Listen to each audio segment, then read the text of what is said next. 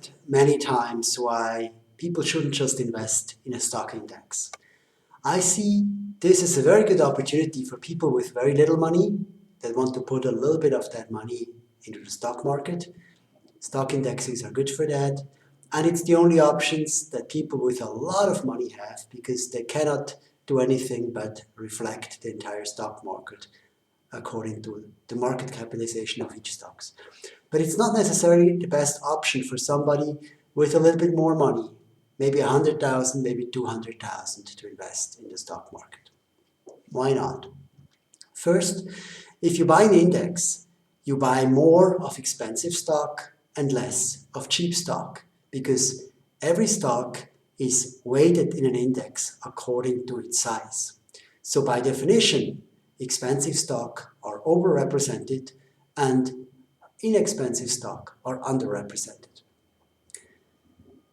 The second thing is choice. When you have to buy an index, you have to buy every stock in that index.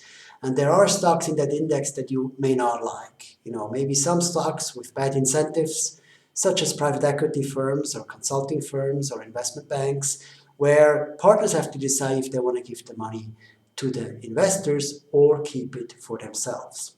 Or other companies that are not really in a good competitive environment, like the airline industry. That's such an example, where the competition just doesn't work very well and investors lose money.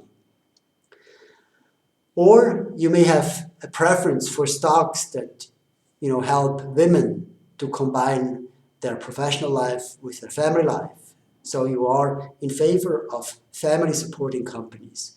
Or you want companies with a good governance. Or you're worried about the climate and you want companies with a little CO2 footprint. All these things can't be done when you buy an index. You have to buy the entire market. You have no choice. Picking your own stocks gives you a little bit of choice and you can select the companies you like. If you buy enough companies, experts say you have to buy about 15 to 30 companies, you should be fine. You're diversified equally well like an index. And the last point I don't like about an index is that you still have to work with somebody else. You're not directly invested in the company. You are invested in a financial institution. That carries counterparty risks and it carries fees. And you don't need that because you could achieve the same result on your own.